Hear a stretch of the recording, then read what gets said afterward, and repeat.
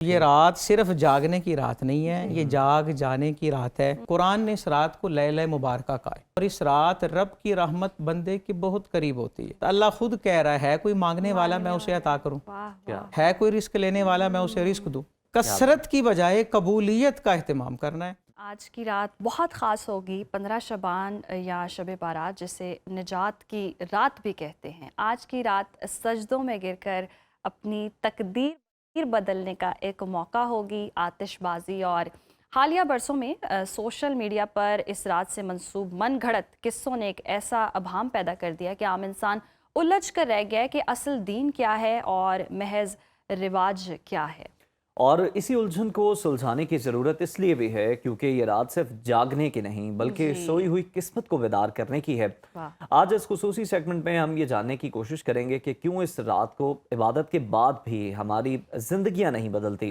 ہمارے ساتھ موجود ہیں ممتاز مذہبی اسکالر مفتی بہرام شاہد صاحب۔ مفتی صاحب آپ کو خوش آمدید کہتے ہیں پروگرام میں۔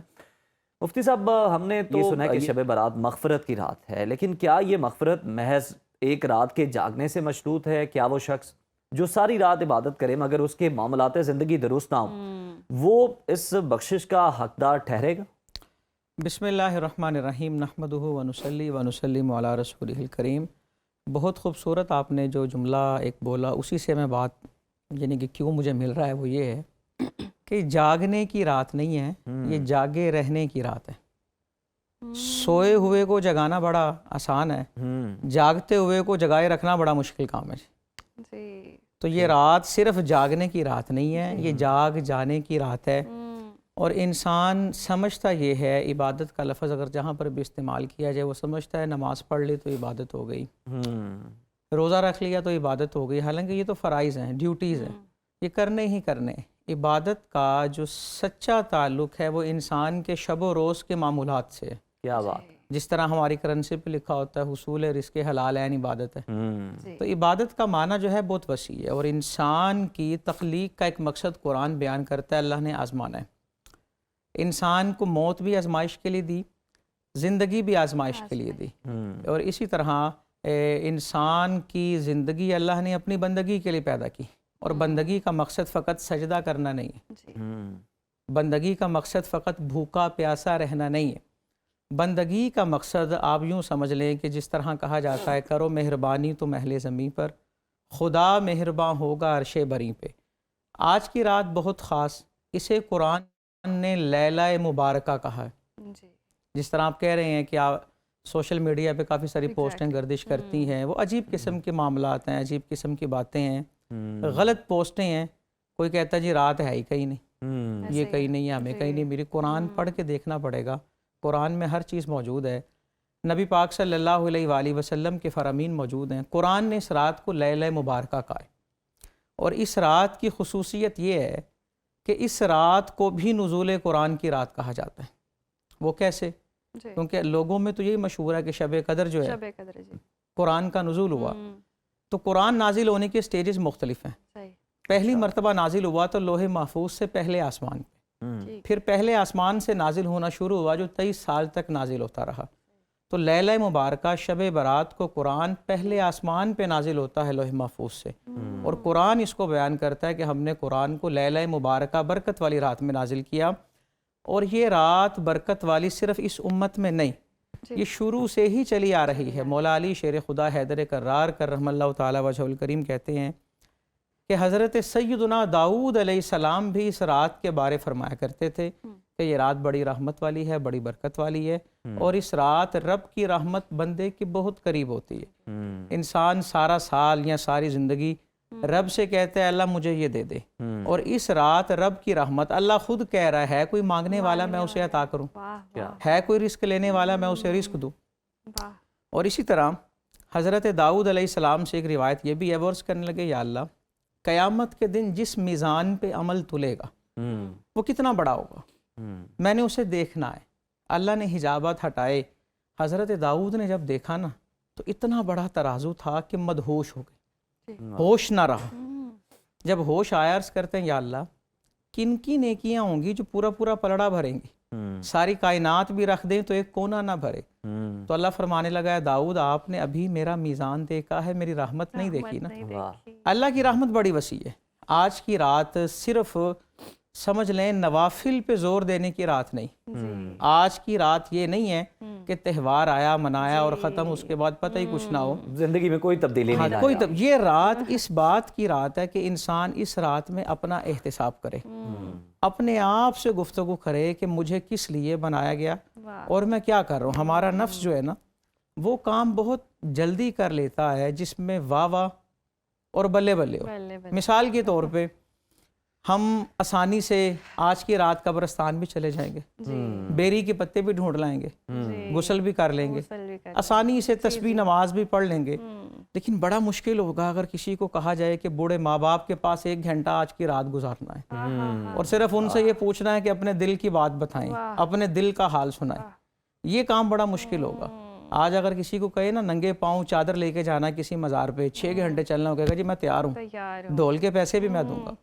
لیکن اسے کہیں اسی احترام کے ساتھ اپنی ماں اپنی خالہ اپنے کسی بزرگ کے لیے چادر لے کے جانا ہو, کہے گا جی حالات اچھے نہیں, حسن اخلاق. دعا کرو اللہ توفیق دے. مفتی صاحب ایک یہ بھی ہوتا ہے ابھی میسیجز کی بھرمار بھی شروع ہو جائے گی, معافی تلافی بھی شروع ہو جائے گی, اور پھر وہ پیکیجز پورے آتے ہیں, اتنے نوافل پڑھنے ہیں, یہ دعا کرنی ہے, اتنے تسبیح پڑھیں گے تو آپ کی دعا قبول ہو جائے گی, سالوں کا آپ کو ثواب ملے گا. برابری کوئی روایات دیکھیں ٹارگٹ نہیں ہے ایسا کچھ بھی. اچھا ایسا کوئی ٹارگٹ نہیں ہے.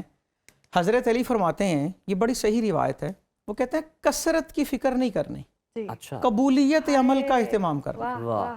اب 1000 رکعت پڑھ لیں قبول ہی نہ ہو, 2 رکعت پڑھیں وہ قبول ہونے چاہیے. یہ تمام بھی تو بتائیں نا پھر ہمیں. اچھا یعنی کہ کثرت نہیں قبولیت کا اہتمام. اور قبولیت کے اہتمام کے لیے جو ایک بنیادی شرط ہے وہ ہے خلوص. قرآن بھی کہتا ہے فدعوا اللہ مخلصین لہ الدین, خالص ہو کے اللہ کو پکارو. اب خلوص کیا ہے؟ ہر بندہ کہے گا جی میں خلوص رکھتا ہوں. خلوص کیا ہے؟ خلوص کا مطلب یہ ہے آدمی کو اپنے عمل کا معاوضے کی طلب ہی نہ ہو. یہ خلوص ہے جی. انسان نماز یا اللہ کی بندگی اس لیے نہ کرے کہ جنت ملے اور اس لیے بھی نہ کرے کہ جہنم سے بچوں, صرف اللہ کے لیے وہ کام کرے, اس کی بڑائی بیان کرے. اس کی بڑائی, کثرت کی بجائے قبولیت کا اہتمام کرنا ہے. اور کوئی ٹارگٹ پورا کرنا مقصد نہیں ہے کہ ٹارگٹ بعض اوقات صرف زبان سے دہراتے رہے, معافی کے میسیجز آ جائیں گے, وہ کہتے ہیں سال کا پیکیج لگ گیا, اب سال تک جو مرضی کرتے رہو, اب اگلے سال معافی مانگ لیں گے. ایسا کچھ نہیں. 2 مثالیں.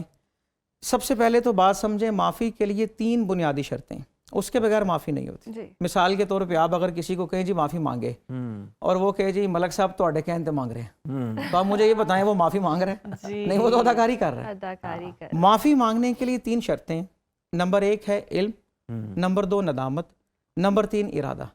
علم کا مطلب ہے وہ اعتراف کرے اس نے کیا ہے, اس نے غلطی کی ہے. بندے کیا کہتے ہیں جی میں نے غلطی کوئی نہیں کی لیکن میں پھر بھی معافی مانگ رہا ہوں کیونکہ مجھے نبھانا آتا ہے. یہ اس طرح معافی نہیں ہوتی. پھر ندامت, اس کو پچھتاوا ہو کہ مجھے یہ نہیں کرنا چاہیے تھا. تیسرے نمبر پہ ہے ارادہ, کہ وہ ارادہ کرے کہ میں آئندہ ایسا نہیں کروں گا, صرف زبان سے دہراتا رہے. امام غزالی نے بڑی خوبصورت مثال دی. وہ کہتے ہیں آپ کسی دھوبی کو کپڑے دیں, وہ آپ کے کپڑے سامنے رکھ کے بڑی تسبیح پکڑ کے بیٹھ جائے اور وہ کہے دھل جا دھل جا, ثواب ملے گا, کپڑے نہیں دھلیں گے. کپڑے دھلیں گے؟ آپ نے فرمایا نہیں دھلیں گے. یہ بہت بڑا نام ہے امام غزالی رحمۃ اللہ تعالی علیہ کا. جب اس طرح اس کے بولنے سے کپڑے نہیں دھل رہے, اسی طرح ہماری تسبیح پھیرنے سے دل کا زنگ نہیں دھلے گا جب تک عمل نہیں کریں گے اور عملی کوشش نہیں کریں گے. نبی پاک صلی اللہ علیہ وآلہ وسلم کا معمول کیا ہے اس رات کو؟ آپ اگر روایات دیکھیں, احادیث دیکھیں, شعبان کو تو ویسے ہی آپ نے اپنا مہینہ کہا, اور شعبان ہی وہ مہینہ جس میں آیت درود نازل ہو رہی ہے. شعبان ہی وہ مہینہ ہے جسے رمضان کا صدر دروازہ کہا جا رہا ہے, رمضان میں داخلے کا راستہ کہا جا رہا ہے. اور حضرت شیخ عبد القادر جیلانی کہتے ہیں شعبان کے لفظ کو ہی دیکھ لو, وہ کہتے ہیں یہ شعبان ایبریویشن ہے, اس کی فل فارم کچھ اور ہے. شین سے مراد شرف ہے, عین سے مراد علو ہے, با سے مراد بر نیکی ہے, الف سے مراد الفت ہے, نور سے مراد نور ہے. وہ کہتے ہیں اس کو فل فارم میں لے کے جائیں, یہ ساری عادات اپنے اندر اپنائیں تو آپ کو شعبان کا مزہ آئے گا. بقول شاعر مشرق, قہاری, غفاری, قدوسی, جبروت, یہ 4 عناصر ہوں تو بنتا ہے مسلمان, اور یہ راز کسی کو نہیں معلوم کہ مومن. قاری نظر آتا ہے حقیقت میں ہے قرآن. اور یہ حدیث سے بات ثابت ہے کہ انسان جب قرآن پڑھتا ہے وہ قاری نہیں ہوتا, وہ خود قرآن ہوتا ہے, لیکن اسے اس کیفیت میں ڈوب کے قرآن پڑھنا چاہیے. شیر خدا کہتے ہیں کہ میرا جب یہ دل کرتا ہے میں رب سے کچھ عرض کروں تو میں نماز شروع کرتا ہوں، اور جب میرا دل یہ کہتا ہے رب مجھ سے کچھ کہے تو میں قرآن شروع کرتا ہوں۔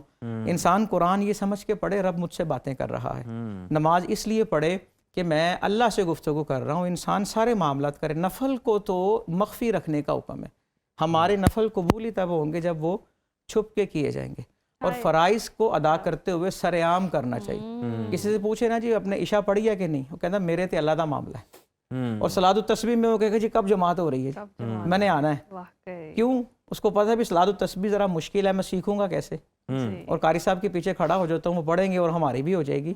حالانکہ ہمارا الٹا معاملہ چل رہا ہے نا، اس کی وجہ کیا ہے کہ ہم اسے صرف ایک رسم سمجھ رہے ہیں، حالانکہ ایسی رسم نہیں۔ مفتی صاحب جہاں پر آپ کہہ رہے ہیں کہ نفلی عبادات پر زور ہوتا ہے، اور چلیں وہ بھی آپ کو الگ تھلگ ہو کر کرنی چاہیے، خلوت میں کرنی چاہیے، روزے کے حوالے سے کیا احکامات ہیں؟ جو روزہ رکھتا ہے وہ دوسروں کو کہہ رہا ہوتا ہے تم نے روزہ نہیں رکھا، تم نے بڑا اہم دن مس کر دیا ہے، تو دیکھیں پھر وہی بات، نفل کے اندر اگر کسی نے نفلی عبادت کی ہے تو اگر وہ کسی کو جتاتا ہے تو اس کی ضائع ہو جائے گی، اپنی بھی ضائع ہو جائے گی، اس کو تو چھپانے کا حکم ہے نا، ٹھیک ہے، وہ پوچھ اس لیے رہا ہے آپ نے روزہ رکھا ہے کہ نہیں، تاکہ وہ بتا سکے میں نے رکھا ہے، ٹھیک ہے نا۔ اور رمضان میں یہ کیفیت نہیں ہوتی، میننگ تو یہی ہے، میننگ تو یہی ہے۔ نبی پاک صلی اللہ علیہ وآلہ وسلم سے جب اس دن کے روزے کا پوچھا گیا اور شعبان کے روزوں کا پوچھا گیا تو آپ فرمانے لگے یہ وہ مہینہ ہے اس میں بندے کے اعمال اللہ کے حضور جاتے ہیں، اور میری خواہش یہ ہے کہ جب میرا عمل اللہ کی بارگاہ میں پیش کیا جائے تو میں نے روزہ رکھا ہو۔ اور نفل روزے کو کس حد تک چھپانے کا حکم ہے کہ جب دعوت کے لیے کچھ پیش کیا گیا حضور علیہ الصلوۃ والسلام نے اسے تناول کیا اور آپ نے اس روزے کی قضا کی، یہ نہیں کہا کہ میرا روزہ ہے، اور ان دعوت کو قبول کیا، وہ بڑے خلوص سے لائے گئے تھے نا، تو اس لیے نفل کو چھپایا جائے گا، اور پھر اللہ رب العزت، کیونکہ اللہ کے لیے کام کیا تو اجر کس سے لینا ہے جی؟ اللہ سے، اور اس کی جزا کس نے دینی ہے؟ یقیناً اللہ نے دینی ہے۔ انسان شب برات کے جتنے اہتمام کرے، مغرب سے شروع ہوگی، نماز مغرب ادا کرے، صلاۃ الاوابین کے 6 رکعتیں ادا کرے، عشاء پڑھے، وطر پڑھے، صلاۃ التسبیح پڑھے، سوئے گا تو تہجد پڑھے، پھر فجر کی نماز پڑھے، سحری کرنی ہے تو کر لے، اگر نہیں روزہ رکھنا تو اس میں کوئی گناہ نہیں ہے۔